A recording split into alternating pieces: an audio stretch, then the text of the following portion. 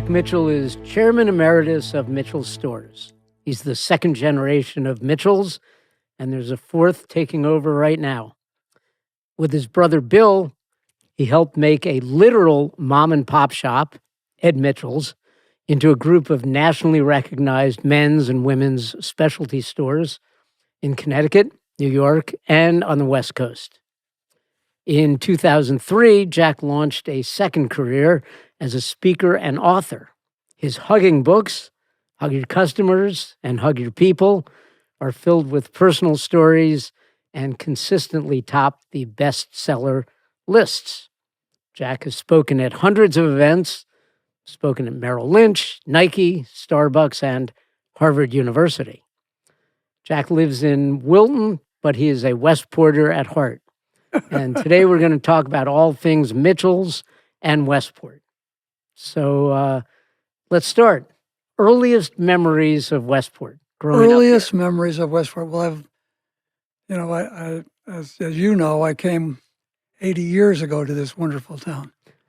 And I remember Westport, really, when I think back of it, I really look at it, it was all about the people that I engaged and engaged me, from our teachers. And actually, I went to a preschool right off where the Fort Apache is today. You had the name of it. I forget the name of it. Mrs. Bolton. Mrs. Bolton School. It was primarily for girls, but they let a few boys in, and I got it in there.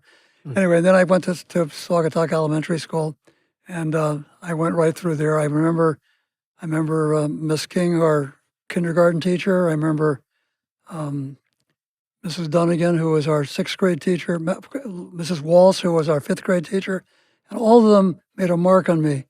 I had in my head that I was dumb because I couldn't spell, and I had a hard time, and I was actually stuttering all the time.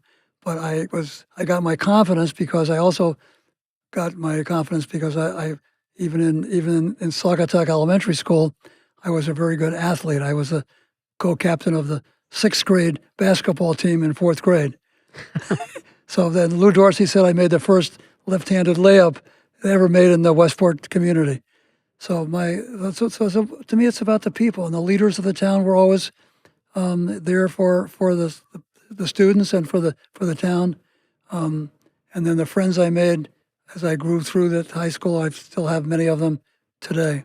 And so Westport is, and then I loved the beach. My mom and dad rented 4 different places at the beach, Comfort Beach, and we ended up buying the last one on Roosevelt Road.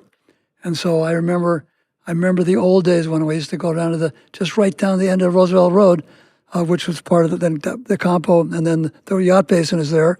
I remember clamming right there, and I remember crabbing. I used to get the crabs from the old mill. I used to go out in the boat and get the crabs, and then I would put them in a basket, and I would sell them to all the rich people that came out on weekends from New York City, especially when they had the double headers on the. So I remember those other things, and they encouraged me to be what I've become today, in a sense, an entrepreneur, and doing things that really make me feel good, and those do. And then thinking back on it, it's all about the people and the coaches, which I call teachers too. I mean, I had, as I said, I had Lou Dorsey, who was at Saugatuck Elementary School, and Walt Melillo, 2 Italians. By the way, they worked for us part-time after I came back from college and was in the store, because they needed the income, and they loved working for my mom and dad and Bill and myself in the store on Saturdays. And then I had, in fact, we had just a thing the other night for the Yukon Huskies. We had, the coaches there and they reminisced about maybe playing basketball. Paul Lane, I was co-captain my senior year of football, baseball, and basketball. You have been called the greatest athlete in Staples history. And I've heard that from a number of people. And you mentioned influences.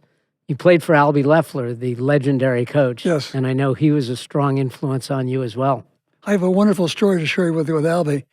Yes, I did. And he was a basketball coach, among other things.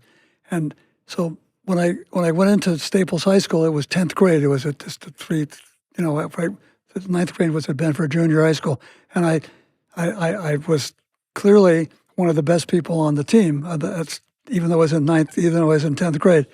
And the first game we played, Albie didn't start me. He started all the seniors. And I said to myself, what's wrong here? And and at halftime we were behind by, I don't know, 15 points. And he put me in the second half, and I scored 21 points and we won the game. And later, I'm sort of reluctant to ask coaches why they do things, but the next, I guess it was Monday morning or 3 or 4 days later, I said, Mr. Liffler, Coach, why didn't I start? Why didn't you put me in earlier? We could have saved the game earlier. And he said, Jack, you don't understand. These seniors have been playing together since they were sophomores. And they've been playing together, and to have somebody that comes in that we don't know that much about and takes their place as starters, it wrecks the idea of team and teamwork. And I've never forgotten that in what we do. You always have to make sure that you recognize the team first, and then the players within the team can get their accolades in other ways. You mentioned the importance of community. Yes, and we very were talking much so. before about Saugatuck. Yes. You weren't in Saugatuck, but you certainly were of Saugatuck. Yes. I was, well, as you know, but maybe everyone in Westport doesn't, Saugatuck it's not where it is today. It was right on Campo Road there. And so it took all the Italians from Saugatuck, which is where all the because the Italians built the railroads, and then the second and third generation, and then Campo Beach. And I was in Campo Beach, and but my class from kindergarten on through sixth grade was primarily the Italian community, which I got to know, obviously. And I was the token WASP, and Jeff Strauss, who's still a good friend and still living in Westport, was the token Jew. And so we kidded about that all the way through, because that's what happened. His father and uncle owned a very successful liquor store in Saugatuck. Depot Liquor on Railroad Place. He does, right? Right. Exactly. So I grew up really with the Italians. I played on Sonny DiMattio's all-star softball team. Can you imagine that? I was the only student to do that, but I was a shortstop, and they always used to kid me if I didn't go 5 for 5. Little Jackie Mitchell didn't sat out the first inning of the next game. We tend to look at the past through rose-colored glasses sometimes. Was Westport of that era, the 1950s, when you were growing up, 40s and 50s, was it as great a small community as we tend to think it was now? I think it was, yes. I really do. I think there was diversity. There were very few African Americans that lived in town. But there was diversity. Obviously, when the Jewish community really started to come in, again, my dad had an influenced, but others did too. The Saugatuck Congregational Church was moved from up the road, the Post Road, down into its current location. And when they did all that, Dad got involved because he was on the deacon of the church and on the Rotary Club too.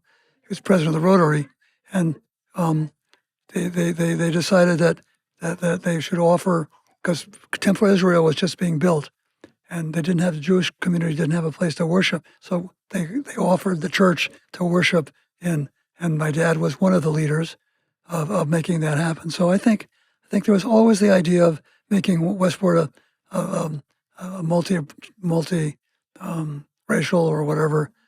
The diversity, I think, was there, and it's still there here today. So your dad and mom, Ed and Norma Mitchell, took a leap of faith in 1958, and they opened Mitchell's store on the corner of Post Road and North Campo, where M&T Bank is now. Correct.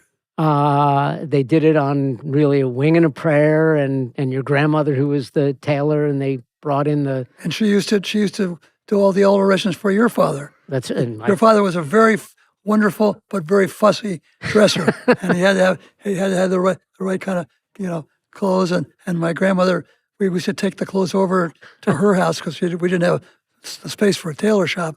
But she did all the alterations, and I love working with your dad. I'm sorry I interrupted you. But you weren't going to go into the family business. You went to Wesleyan, right. And we're going to go into an entirely different field. Yeah, I majored in Chinese history, and then I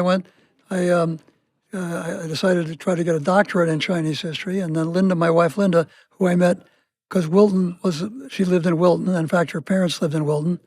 Went to a one-room schoolhouse in Wilton. Her mother went to Staples High School. And anyway, so we fell in love, and after in college, and we were married the day she graduated, and I graduated a couple days earlier. I went to Wesleyan, she went to Connecticut College for Women, and we got in a car, and we drove to Berkeley, University of California. And I thought I was going to try a doctorate. I just couldn't handle the Chinese language, and I thought then I was going to Vietnam, and I got into the car, and Linda said, "I think I'm pregnant." And in those days, if you had a child or you were pregnant, your wife was pregnant, you didn't have to serve in the military. So I'm really glad I didn't serve, because I had several friends that I lost, and to this day we're still remember Vietnam a different way than I do. But anyway, then I worked for 6 months, and you could sell a suit. I was part of the Kennedy era, so I ended up working for a fellow named John Heller, who was starting a research institute in Ridgefield, Connecticut, and he needed an assistant. And I didn't know much about business, but I learned, and as quick as I possibly could, from the accountants and the computer people and all that. So I worked there for 7 years, and all of a sudden we had 4 sons, and I was making like, I don't know, $7,000 or $8,000. And my brother Bill came up one night, and he said, "We'd love to have you come in the business and start the women's business, because Mitchell's what then was a men's and boys store, and we're going to stop the boys and put women's in. We don't know anything about women's, but we know that you can learn and you can do it." So I did that. So I started the women's business with Bill's help and Dad's help and a lot of other people in the community, and the rest is history. The rest is history, and part of that history involves hugging your customers. Yes, definitely. How did that come about? Was it something that you planned? Was it something that you fell into? To talk about hugging your customers and your people. That was something, and to use your words, I fell into. I was asked, to be a panelist at our CEO summit in our industry. The Daily News Record in those days had a once a year convention in Las Vegas, or another place like that in Colorado. And I was asked to be a panelist, not a keynote speaker. Keynote speaker in the morning, he jumped up and down and said, "Unless you have this was in, what year was it? 2002. He jumped up and down and said, excuse me, let me get some water here. If you don't have a website in a decade, your history, because all in-store business is going to go away. Everybody's going to be buying online." And everybody clapped, and there were 250 people there, and they were the top people in our industry from the U.S. and abroad. And then later, our panel came up, and we had all 5 to 6 minutes to talk about our business, right? And the first CEO, she said the same thing. The history was in the internet. Next one did the same. And Dan, it was one of these stages like this where you could walk down the middle of them. And I jumped up and down and said, "Not only are we going to survive, we're going to thrive over the next decade, because we're all about things I haven't heard about. We're about the customers. We know their names. Is it James or Jim? Is it John or is it Jack? William or Bill? Do you like the Yankees or, God forbid, the Red Sox?" Everybody laughed. So we know all those things. We try to treat people and make them feel great. And when we make them feel great, then they come in for a free cup of coffee or some water, and they come in for the donuts or the bagels, and they come in to buy clothes. That's what we're all about. And we're about relationships. We know Joe Dozenia, we know Giorgio Armani, we know the people that we do business with, and we go to their homes, we go to their places in Italy, to see what they do. And we get together and we build personal relationships. And I went on, and fine. And then everybody clapped. They liked what I had to say. Sat down. I was having breakfast with the president of Bergdorf Goodman, which is a competitor owned by Neiman Marcus. But Ron Frasch was a good friend. And he said to me, next thing you're going to tell me, Jack, is that you and your associates actually hug your customers. And I closed my eyes and I saw my brother hugging your dad or hugging you. And then I saw one of our great sailors in Greenwich that we had just acquired at Richards, Frank Galaggi, hugging, Matt Lauer and all the other people that before Matt got in trouble and all those great people. And I said, doesn't everybody? And as soon as I said that, I realized that most businesses don't hug their customers. So I said to myself later, gee, maybe since my 5 or 6 minutes went over, so maybe I could be a speaker. And what I didn't say about my upbringing also, I was the first American field service student in 1956. I went to Germany for the summer. And that experience, Dan, changed my life. So that was when you were a junior in high school? Staples High School. I was the first one to go. And then later, you remember, Per Haar came from Norway to the United States. He lived with us for a year. So as part of that experience of getting to know people and in terms of what they're doing, of the people-to-people business, and I realized that gee, maybe.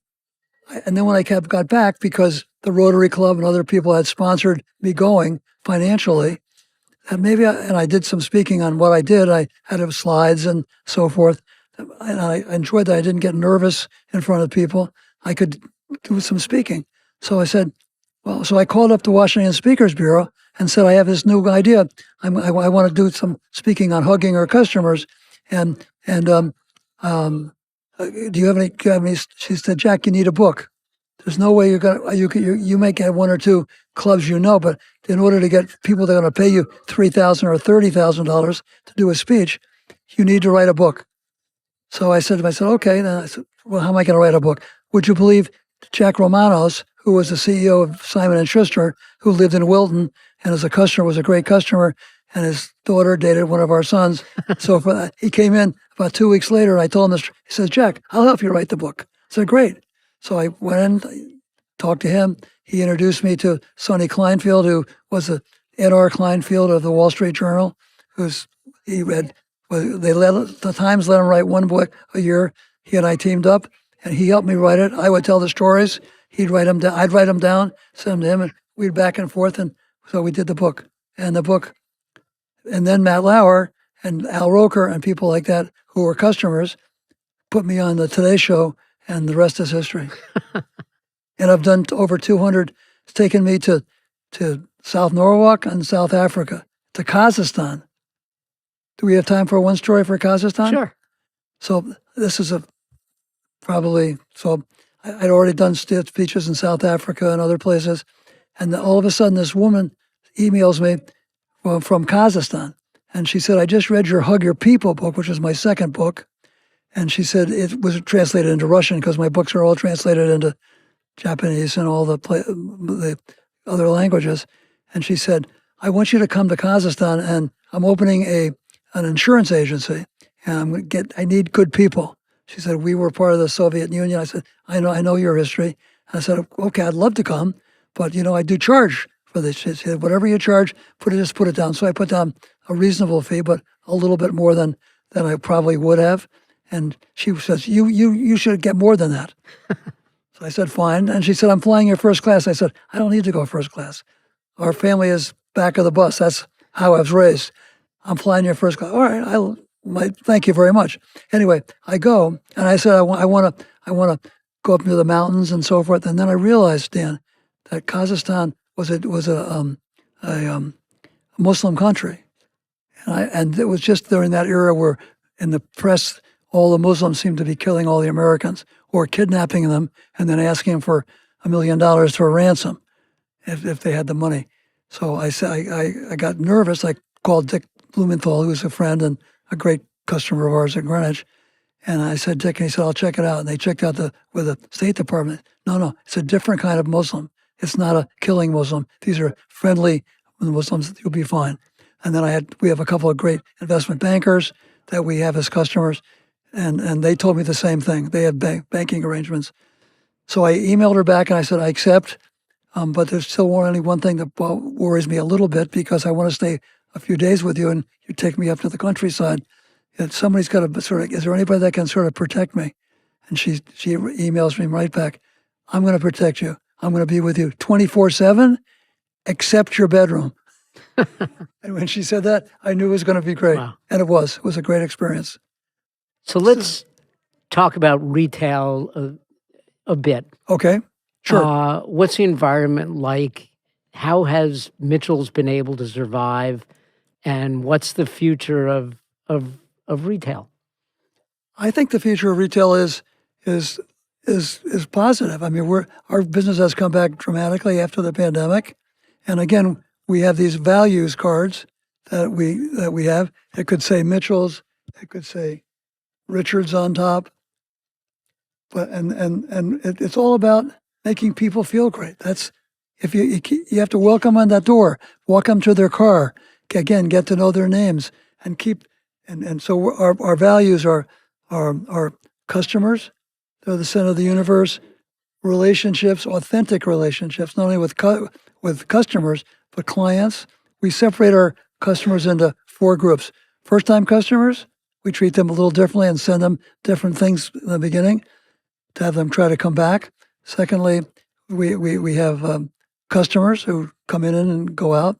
And then we have clients. A client is anybody who spends $10,000 or more in any one of the last revolving 3 years, and we know their names, their nicknames, and all that data. And then the last one is that they super clients. That's anybody who spends $25,000 or more. And would you believe that 70% of our business is done with clients and super clients? And so those are the people that we have a whole plan. And then we are our data, and then we have relationships, and then we always know that we can be excellence. We can always do better. We can always think of new ideas. And then we have fun. And our sales associates, we're not in commission, except we kept commission in Mario's, because Mario, the former owner, he's still with us there. Even though he doesn't own anything, he's still working with us and doing a great job. They kept the commission, but the rest, but we pay people obviously if they sell more or not. But we don't want them thinking that they have to sell that extra bit. But we want the customer to be right. It's all about focusing on the customers and building that personal relationship. Are the customers the same as when Mitchell started in 1958? Westport has changed. Have the customers changed? I think it's it's more similar than changed. What has changed, of course, is the tremendous affluence of wealth here and in San Francisco and Palo Alto, and so these cities that we're in. I mean, and when people come in now during the pandemic, what do you think they started buying? We added jewelry about 2 or 3 years prior to the pandemic, and all of a sudden, people were buying jewelry for their wives or significant others. We bought and we learned a couple of things about the jewelry business. We joined a jewelry group to learn more about it, and today it's a huge business. If you add the jewelry that we sell in Westport, we sell in Greenwich, there's more. We're probably the largest jewelry store in Connecticut. So we have to add new things to that we think. But customers, they're more affluent. I mean, if you look at the housing market, you see what the houses are selling for. I mean, those people that are buying the expensive homes, they probably have 2 homes or 3 homes. So if you don't want to schlep all your sports shirts and your sweaters and your socks and whatever to Florida or to Palm Beach or wherever, you should double up. So they say, well, what a good idea, and so forth. So they're all of a sudden they buy a coat that's more expensive than they ever dreamed, but they loved it. Just like if you go out in the parking lot here, you don't see as many Chevys and Fords as you used to. You go out. My story there was I won't mention the person's names, but he was a very, very big CEO of a company, and when we took over Richards, we had lost him. They told us and we had an appointment, and he came back And I started with my son Bob, showing him all the beautiful clothes we had. Cashmere, oh my God, cashmere, I love cashmere. He went on and on and on. And then all of a sudden he said, where are these made? I said, they're made in Italy. Of course, that's where all the best clothes in the world are made. He said, I only buy American. So I looked him right in the eye and I said, what kind of car are you driving? He said, okay, you made your point. Wow. Right? So people are very worldly. They have meetings, and even the people in California, the Silicon Valley people, when they came to New York, they weren't wearing, jeans and a T-shirt. They had to put a coat on, and they didn't know how to do that. So we helped them through that. We even laid out one for one of the top CEOs there, and one of the top. You'd mentioned. I'm not going to tell you who it is, but we actually what he should wear the Tuesday, Wednesday, Thursday for breakfast, lunch, and dinner, and then because people do dress differently, so we know all that. So let me bring it back to Westport one more time. Okay. Grew up here, lived in Wilton, but you're very much a part of the Westport community. What has kept you here besides business? What's grounded you to this town? I'm here because also our sons are around here. They're all here. Some are in Greenwich and so forth. But I love the atmosphere, and I love the weather. The weather is fantastic. I mean, 4 seasons. I love 4 seasons. We do have a second home in Block Island for the summer. Well, we don't go there the whole summer. I go there a week or two, depending upon the weather. And our granddaughter's getting married there in September. So, and we have an apartment in New York, but we spend 90% of our time in Wilton, where we live, or Westport, where we work. And I just like it's the people again that still is there, and the climate, and the ease, and knowing people, knowing where to eat dinner. Although my wife, we've been married 66, 67 years, and she cooks and I clean up. We worked on that a long time ago. So we very rarely go out, but when we do, we know where to go. And now you got the 4th generation coming. Oh, that's so exciting. Yes. That must make you feel great. It does make me feel great.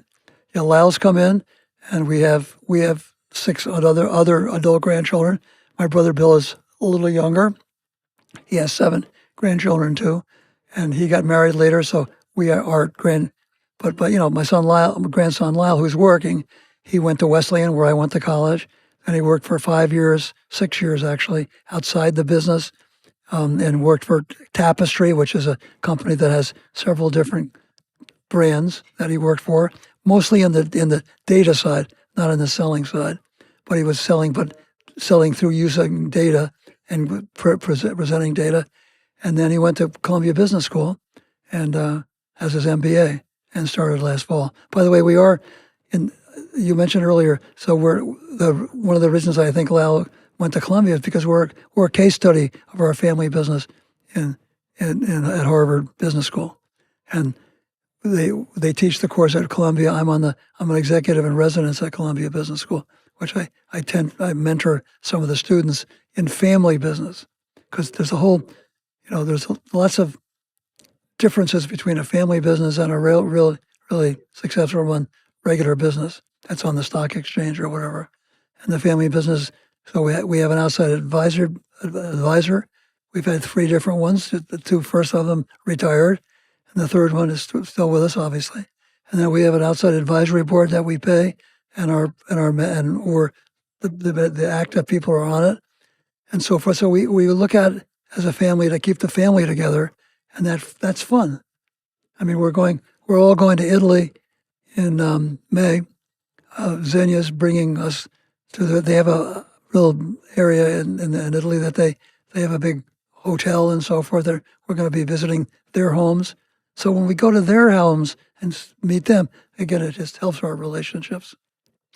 A family business from a family that has been in Westport for decades and right. will continue for decades. Jack Mitchell, thank you for being on 06880, the podcast. And here's to the fourth generation and maybe the fifth and the sixth. Who knows? Let's hope so. Thank you, Dan. I appreciate it very much. You're an icon in this community, and we all appreciate that, all that you do for Westport and the surrounding towns. It's been great. Thank you. Thank you.